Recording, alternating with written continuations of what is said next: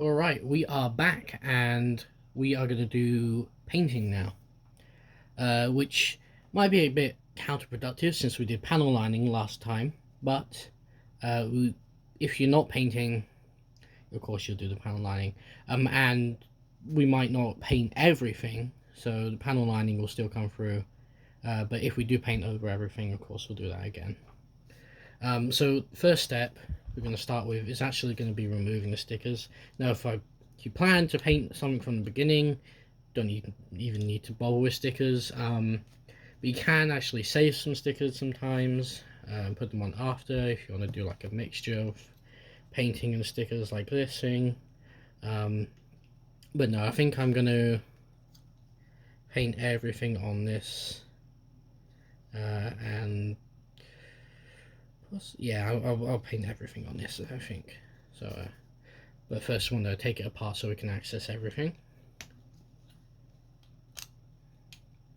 Again, you can completely skip this and go straight from cutting it out to painting it.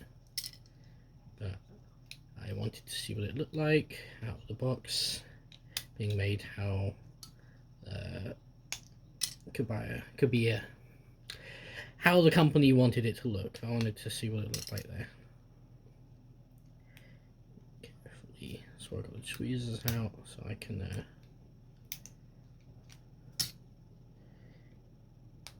get some leverage where my big fat hands won't reach.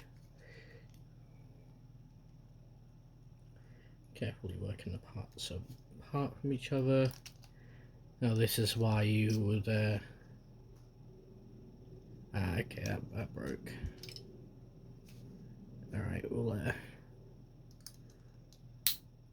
oh, that's in there quite tight. Okay. So that's one of those parts you might want to trim down a little bit. I'm going to actually use these to actually make that a bit bigger. And there we go. It's going to be a little bit bigger. See how loose that is now. It's still a little tight for my liking, especially since it's going to be glued on. So push down a little further. Of course, if you have some drill bits which are like just a little bit big enough, then you can use those instead. Alright, that's all those parts taken apart. Take that off, put that aside because it needs to be repaired now.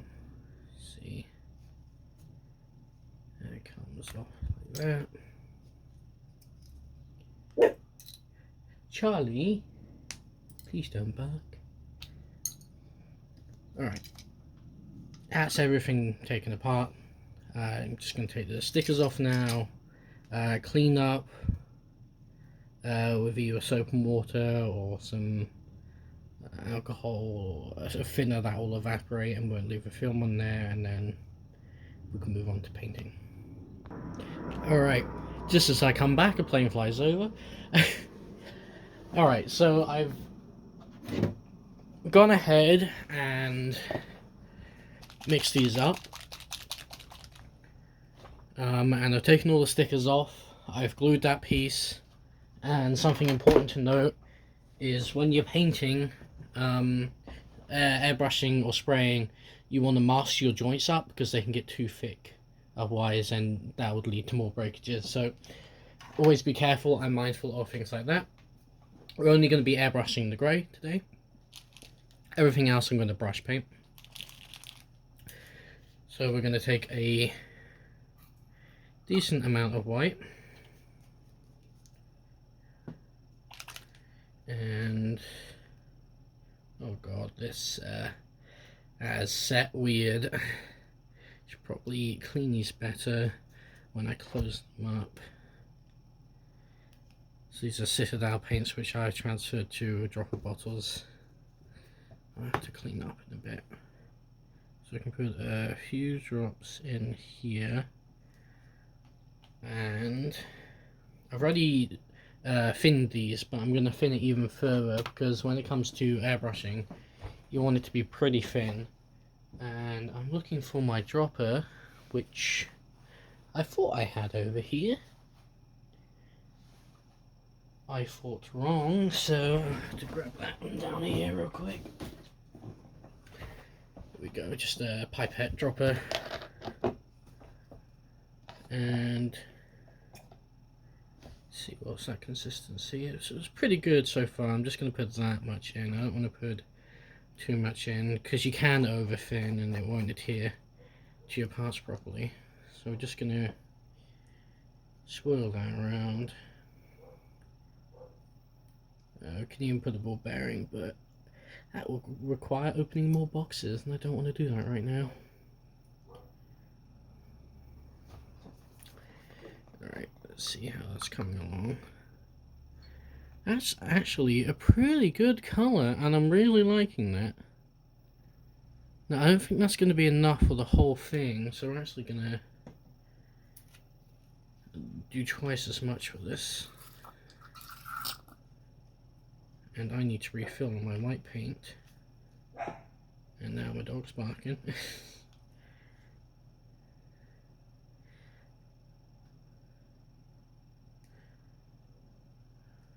That's a little clogged up. Oh, there it goes.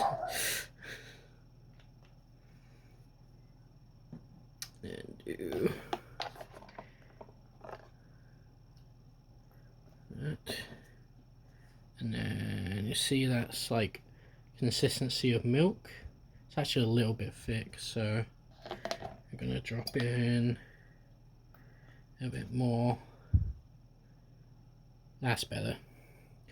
I will say for your paints you really need to be careful with what you're thinning them with. So these Citadel ones, you really want to use like a Tomio acrylic thinner because water will mess everything up and you'll get dry tip on your airbrush and your paint won't come out. And you'll be like, why is it not working? Why is my airbrush, my expensive airbrush, not working? It's because the paint is effed up with the thinner. So most paints you can use just water, but Citadel isn't one of those. So I'd say look it up. Many people have done these tests already, so you can save a bit of money in testing it yourself and wasting a bunch of paints. Let's check that color again. That's about right. Okay. In fact, let me have a look at it again. It will dry a little bit lighter. Actually, it could dry in there. It should be okay. Right, I'm going to pick up the camera. I'm going to move over to the spray booth. And we're going to turn on the compressor. Hello. Turn on the spray booth itself.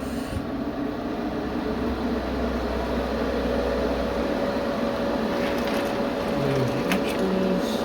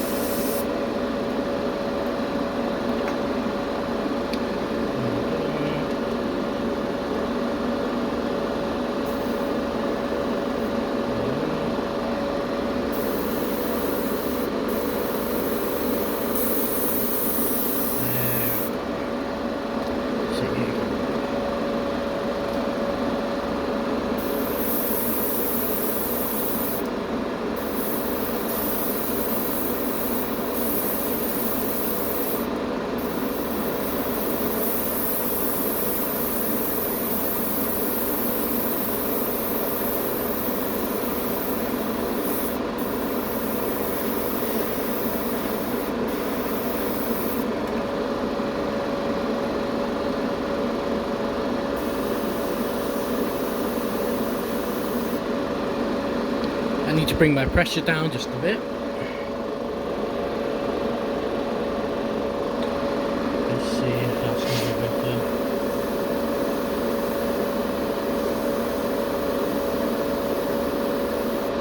Seems to have helped.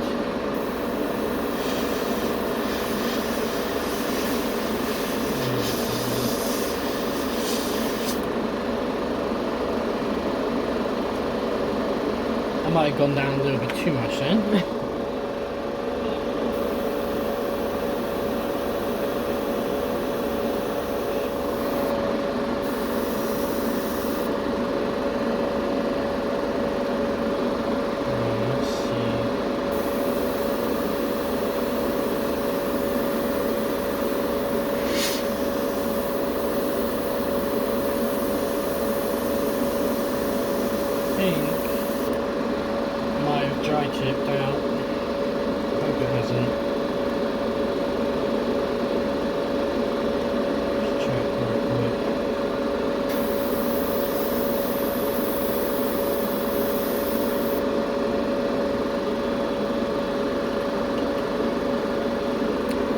just run some cleaner through it.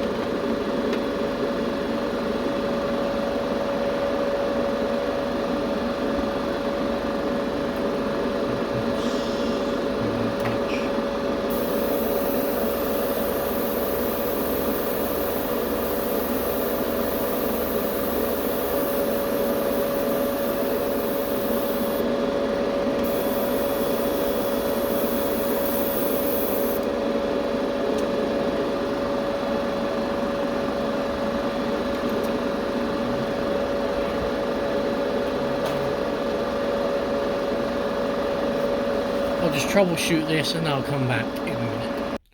Alright, I finished airbrushing.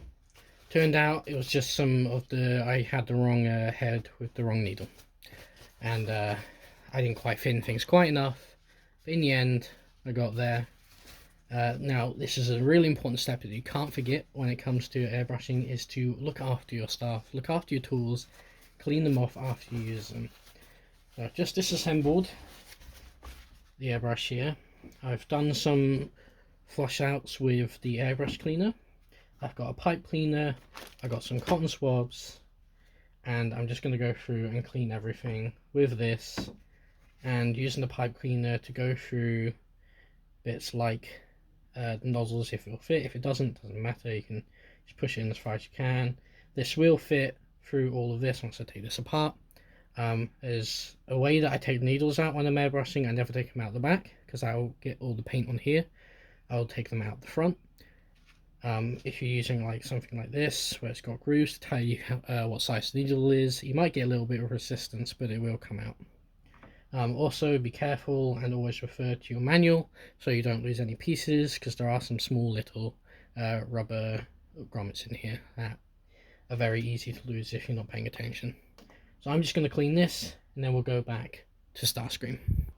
Alright, the parts are dry. That's a thing with airbrushing, they dry very quickly if you put on the right amount.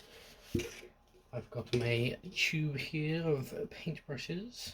I'm going to go with a medium sized one. I've also got a pot here which I need to rinse out. I just dumped it into some kitty litter. Be right back, I'll fill this with clean water. Alright, here is a wet palette. This is basically a piece of paper towel soaked quite a bit in water, and then we're going to put on some like baking paper on top, or parchment paper, and we're just going to make sure it's still decently wet. And of course all the noises happen as soon as I decide to record it again.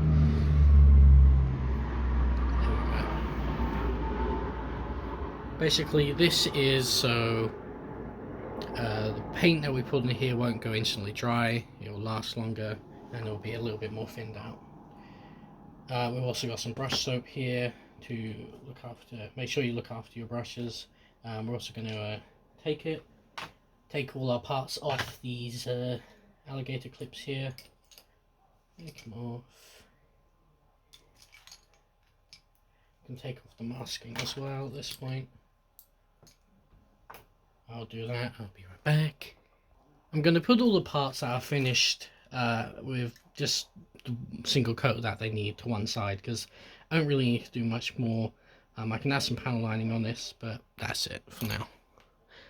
As for like parts that I do need to keep painting, we'll use this for an example. As you know, we'll use this torso for an example because we've got the paint right here. So this paint is actually quite thin already. I'm actually going to use skewer here, and I'm going to put some of it, just a tiny bit, over here. It's more than we need. Alright, got a brush, don't push it all the way in, just a little bit in there, because you don't want the paint going all the way up into the the connecting bit into the glue, because that will ruin your longevity. Now this might take a few coats to do. It's quite thin right now, so we're just going to do a adhering coat to start off with, and then we'll let that dry, and then we'll be able to put on some thicker coats on top.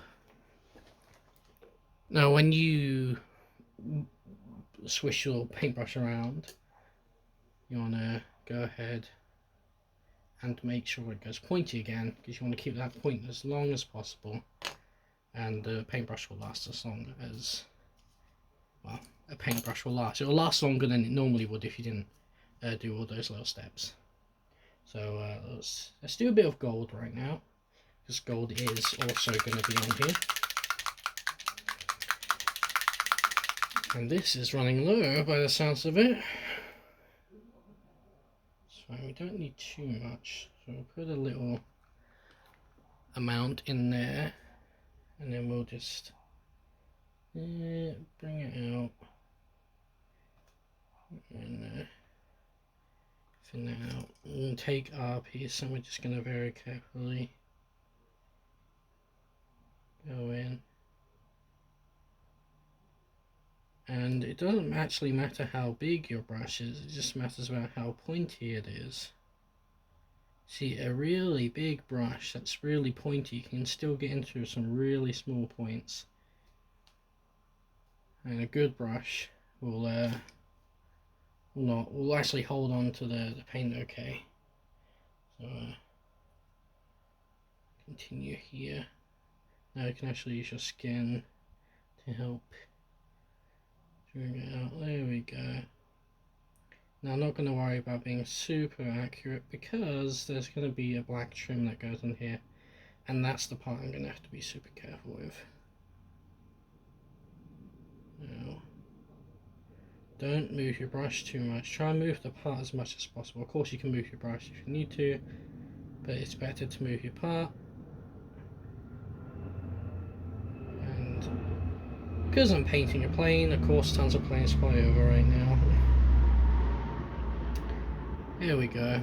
And we'll do some more coats to make that more opaque and less clear. So do that. Move it out now. Another step will be just to take your brush soap over here, create a bit of a lather. And once it's on there, just swish it around in here. And then there we go. That's how you look after your brushes. Now I'm going to continue doing all of this. I'll come back once it's done. Now here's something of note. I've saved all the stickers that I might want to use on this over here. Now some of them I could easily do through painting, but some of them I'd rather not want to do through painting.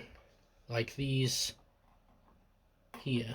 Now if I wanted to do these through painting, I'd have to make a reverse mask to put on here, but since I can just, you know, take the sticker off and put it on, I'd rather do that. There you go. Now these ones here I'm going to paint. I think these and the Autobot, not Autobot, the Decepticon symbols will be the only ones that I use. I might use the ones with the white on them. I'll paint the red and see if I can paint the white. If I can't get it neat enough, then I'll probably just use those stickers.